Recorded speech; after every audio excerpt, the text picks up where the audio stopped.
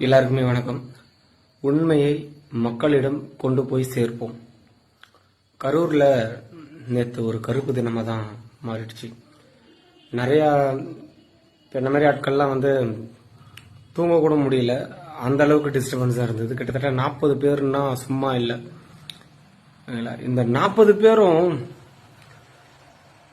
ஏதோ கூட்ட நெரிசல்ல செத்துருந்தா பரவாயில்ல, சில சமூக விரோதிகளால கொல்லப்பட்டோ இல்ல காப்பாத்துவாங்கன்னு நினைச்சு கை கொடுக்கும்போது அவங்க நம்ம மாறு மேலேயோ இல்ல வயிற்றுலயோ இல்ல வாயிலையோ எட்டி உதச்சி சாவடிச்சாங்களோ, இந்த மாதிரி நிறைய கேள்விகள் போயிட்டு இருக்கு. கரூர்ல இருந்து ஒரு நண்பர் நமக்கு கால் பண்ணி பேசியிருந்தாரு. அவர் இந்த ஆம்புலன்ஸ்ல ஆக்சுவலா இந்த சீரியஸா இருக்கிறவங்க எல்லாம் ஏத்தி விடுறாங்கல்ல, அந்த மாதிரி ஒரு ஆம்புலன்ஸ்ல 5 பேர் ஏத்தி விடுறாங்களாம். 5 பேரை ஏத்தி விட்டுட்டு நாங்க ஒரு ஆள் வரோம் அப்படின்ற மாதிரி தாவேகா கட்சியில இருந்து சொல்றாங்க.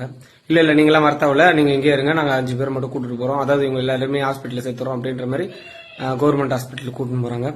கூட்டிட்டு போன அத்தனை பேருமே டெத்து. ஆக்சுவலா அவங்க இந்த ஹாஸ்பிட்டலுக்கு கூட்டிட்டு போகும்போது அவங்களோட அந்த ஃபேஸ் இருக்குல்ல, அந்த ஃபேஸ் கொஞ்சம் நார்மலா இருக்கிற மாதிரி ஒன்னு போய் விடுறாங்க. ஆனா அங்க போனா மர்மமா இந்த வாயை பொழந்துகிட்டு இந்த மாதிரி சாவாங்களா கஷ்டமா.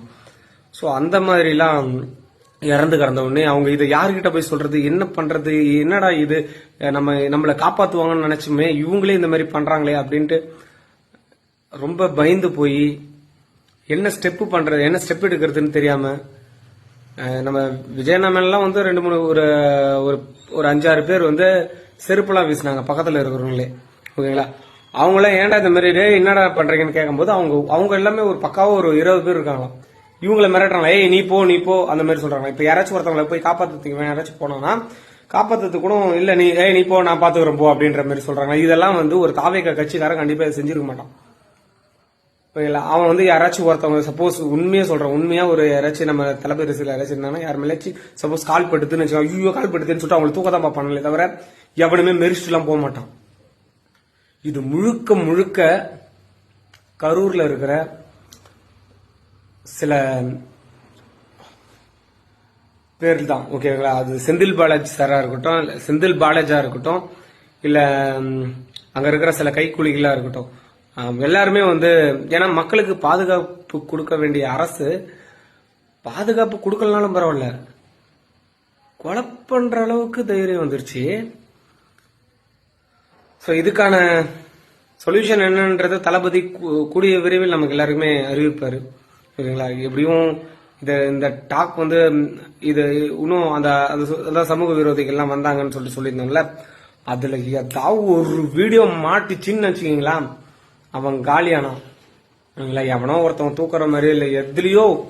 ஏன்னா இங்க நம்ம கரூர் ஹாஸ்பிட்டல்ல நம்ம தளபதியோட சொந்தங்கள் எல்லாருமே போகும்போது அவங்களை அலோவ் பண்ணல, நிர்வாகிகளையும் யாருமே அலோவ் பண்ண மாட்டாங்க. ஓகேங்களா, அங்க சண்டை தான் போடுறாங்க, நீங்க வராதிங்க, வந்தா பிரச்சனை ஆகும் அப்படின்ற மாதிரி தான்.